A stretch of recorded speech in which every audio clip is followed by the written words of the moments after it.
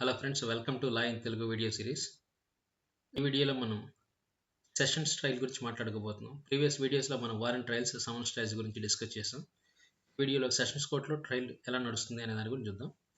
So మనకి ఈ sections ఏవైతే ఉన్నాయి, సెక్షన్ 225 to 237 సిఆర్పిసి ఏవైతే ఉన్నాయో అవి సెషన్స్ ట్రయల్ గురించి డిస్కస్ చేస్తాయి అనమాట. సో ముందుగా ప్రావిజన్స్ చూద్దాం. నేను మీకు ఫస్ట్ వీడియోలో చెప్పాను అనమాట, ఈ సిరీస్కి సంబంధించి ఎప్పుడు కూడా సెషన్స్ కోర్టులు ఏవైతే ఉన్నాయో అవి డైరెక్ట్గా కాగ్నిజెన్స్ తీసుకోవాలన్నమాట. ఓకే, డైరెక్ట్ కాగ్నిజెన్స్ ఉండదన్నమాట. Okay, there is no direct cognizance. జనరల్గా మ్యాజిస్ట్రేట్ కోర్ట్సే నేరాలకు సంబంధించి కాగ్నిజెన్స్ తీసుకుంటాయి. సో వాటికి సంబంధించి ఎంక్వైరీ నడుస్తున్నప్పుడు వాటికి కానీ ఈ నేరం అనేది సెషన్స్ న్యాయస్థానానికి విచారించబడాలని భావించినట్లయితే దాన్ని కమిట్ చేస్తాం, ట్రాన్స్ఫర్ చేస్తారు సెషన్స్ కోర్ట్కి. ఇది ప్రొసీజర్ అనమాట మనకి. సో కాగ్నిజెన్స్ ఎవరు తీసుకుంటారంటే మ్యాజిస్ట్రేట్ కోర్టులు తీసుకుంటాయి అనమాట. రైట్. సో ఈ కమిటీల ప్రొసీజర్ 209 ప్రకారం జరుగుతుందని చెప్పాను కదా. Committal is nothing but transfer to sessions court అనమాట. రైట్. నో డైరెక్ట్ కాగ్నిజెన్స్ ఎప్పుడు కూడా తీసుకోవడం డైరెక్ట్ కాగ్నిజెన్స్. కాగ్నిజెన్స్ అంటే చెప్పాను, judicial notice of offence and proceed with the case. ఎప్పుడు if there is sufficient evidence. Right. అది ఎవరు చేస్తారు? మ్యాజిస్ట్రేట్ కోర్టు చేస్తారని చెప్పి. మనకేం చెప్పాం ఇక్కడ 225 to 237. రైట్. సో కేసెస్ మనం చెప్పాం కదా, ఇదర్ పోలీస్ రిపోర్ట్ బేస్ చేసుకుని ఉండొచ్చు, ఆర్ ప్రైవేట్ కంప్లైంట్ బేస్ చేసుకుని ఉండొచ్చు అనమాట. పోలీస్ రిపోర్ట్ బేస్ చేసుకుని అయితే 207 and 208 ఏవైతే ఉన్నాయో వాటి ప్రకారం ఇవ్వాల్సిన డాక్యుమెంట్స్ అన్ని అక్యూజ్డ్కి ఇచ్చిన తర్వాతనే నోట్ చేయాల్సి ఉంటుంది అనమాట. అదే ప్రైవేట్ కంప్లైంట్ అయితే మనం ఏవైతే 200 208 ప్రకారం ఏవైతే ఉంటే ఎగ్జామిన్ చేస్తాము కంప్లైంట్ని, వాళ్ళకి సంబంధించిన అన్ని డాక్యుమెంట్స్ని కూడా అక్యూజ్డ్కి ఇచ్చిన తర్వాత కమిట్ చేస్తాం. ఎలా? 209 ప్రకారం. ఓకే. ఇప్పుడు చూద్దాం. ఫస్ట్ 225 ఏం డీల్ చేస్తుంది? ఇప్పుడు కూడా సెషన్స్ కోర్టులో ప్రాసిక్యూటర్ ఎవరైతే ఉంటారో పబ్లిక్ ప్రాసిక్యూటర్, సో అతను కండక్ట్ చేస్తానమాట ట్రయల్ మొత్తాన్ని. రైట్. సో 206 ఏం చెప్తుంది? సో ఎలా ట్రయల్ స్టార్ట్ అవుతుందంటే ఆ ఛార్జెస్ ఏవైతే ఉన్నాయో ఆ ఛార్జెస్ అన్నీ కూడా ఈ పబ్లిక్ ప్రాసిక్యూటర్ ఎవరైతే ఉన్నారో అతను ఎక్స్ప్లెయిన్ చేయడం జరుగుతుంది అనమాట. రైట్. ఎవరికి? అక్యూజ్డ్ ఎవరైతే ఉన్నారో అతనికి ఛార్జెస్ ఎలాగా, అలాగే అతని దగ్గర ఎవిడెన్స్ ఉందో ఎవిడెన్స్ మొత్తాన్ని పొందుపరుస్తూ ఆ కేసుని ఓపెన్ చేయడం జరుగుతుంది అనమాట పబ్లిక్ ప్రాసిక్యూటర్ 206 ప్రకారం. ఓకే. 207 ఒకవేళ తగినంత సాక్ష్యం లేదు నేరాన్ని నిరూపించడానికి అని చెప్పి కోర్టు భావించినట్లయితే, సో నో సఫిషియంట్ గ్రౌండ్ 227 ప్రకారం ఏం చేస్తుంది కోర్టు? డిశ్చార్జ్ చేస్తుంది అనమాట అక్యూజ్ని. డిశ్చార్జ్. రైట్. సో 225, 226, 227 కంప్లీట్ అయ్యాయి. 228 ఒకవేళ తగినంత సాక్ష్యం ఉందనుకుందాం, to presume that he has committed that offence అని చెప్పి బిలీవ్ చేయడానికి సఫిషియంట్ ఎవిడెన్స్ ఉందనుకున్నప్పుడు ఏంటంటే framing of charges. So under 228. Right.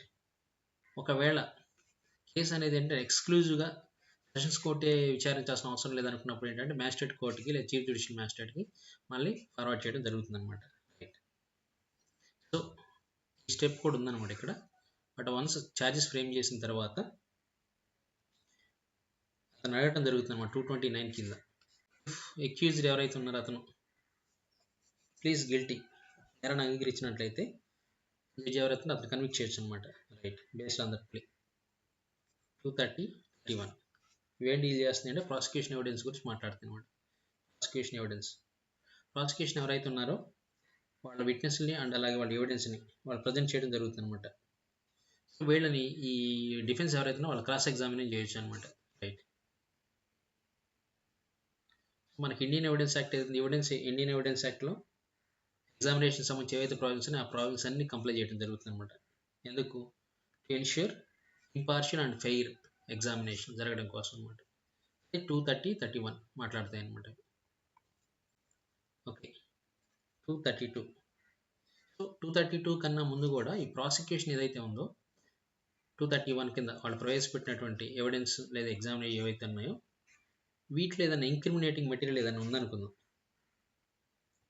So so దానికి సంబంధించి ఏమైనా ఎక్స్ప్లెనేషన్ ఇచ్చుకోవచ్చు ఎవరు ఈ అక్యూజ్డ్ ఎవరైతే ఉన్నారో, అందుకు అతనికి అవకాశం ఇవ్వచ్చు అనమాట, అతనికి రైట్ ఉంది. దాన్ని ఏం డీల్ చేస్తుందంటే 313 సెక్షన్ 313 ఎగ్జామినేషన్ ఆఫ్ అక్యూజ్డ్ అంటాం ఈ stepney, examination of accused. Right. After the prosecution evidence ఏదైతే ఉందో accused is examined to explain incriminating material ఏదైతే ఉందో, ఆ ఎవిడెన్స్ ఏదైతే ఉందో.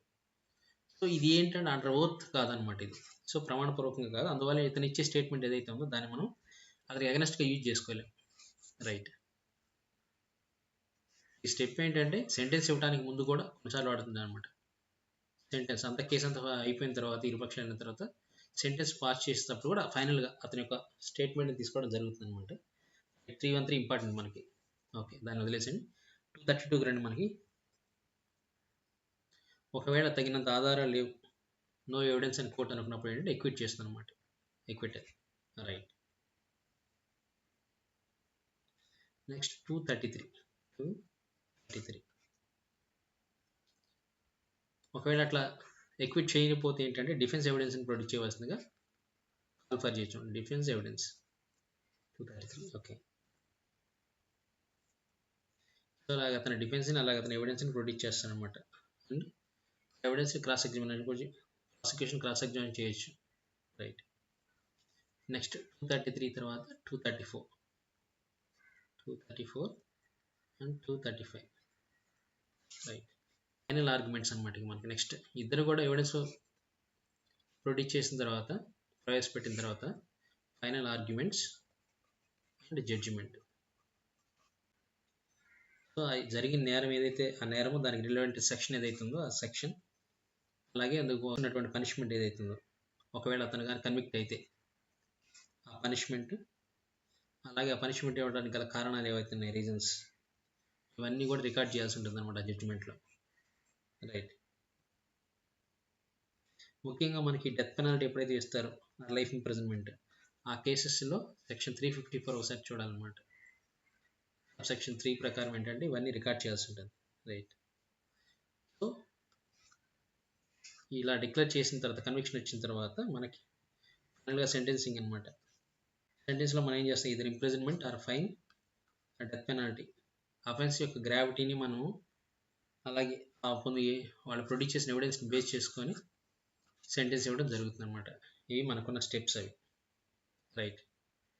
ఇంక మనకు 2 సెక్షన్లు మిగిలిపోయాయి, 236 అండ్ 237. రైట్. 236 ఏం మాట్లాడుతుంది, ఒకవేళ నేరాలు ఉన్నాయనుకుందాం మనం, ఏ నేరం చేశాడు అనేది డౌట్ఫుల్గా ఉన్నప్పుడు, ఒక యాక్ట్ చేశాడు, ఆ యాక్ట్ ఏంటంటే లీడ్స్ టు మల్టిపుల్ అఫెన్సెస్ అనుకుందాం, ఇతను చేసిన చర్య 2-3 నేరాల కింద అయ్యే స్కోప్ ఉందన్నమాట. అందువల్ల ఎగ్జాక్ట్గా ఏ నేరం చేశాడో, దేనికి అప్లై అవుతుంది అనేది తెలియనప్పుడు ఏంటంటే ఇన్ ఆల్టర్నేటివ్, సో అన్ని నేరాలకు సంబంధించి ఛార్జెస్ ఫ్రేమ్ చేయొచ్చు, లేదంటే కొన్నిటికి సంబంధించి ఫ్రేమ్ చేయొచ్చు అన్నమాట. ఇన్ ఆల్టర్నేటివ్ అనమాట, ఏదో అది ఇది ఇన్ ఆల్టర్నేటివ్ మనం ఫ్రేమ్ చేయాల్సి ఉంటుంది అనమాట. రైట్. ఒకవేళ మర్డర్ ఆర్ కల్పబుల్ హోమిసైడ్ ఏదో జరిగింది అనుకుంటే, ఏదో murder or culpable homicide, so facts ఇవి కానీ సజెస్ట్ చేస్తున్నట్టయితే మర్డర్ కానీ కల్పబుల్ హోమిసైడ్ కానీ మనం దీన్ని లేదా దీన్ని ఆల్టర్నేటివ్ ఫ్రేమ్ చేయొచ్చు అనమాట. రైట్. 237 వచ్చేసరికి ఏంటంటే ఒకవేళ ఒకే నేరానికి సంబంధించి అతన్ని ఛార్జ్ చేసాం మనం, so accused charged with one offence, ఆ సందర్భంలో కూడా he can be convicted of another.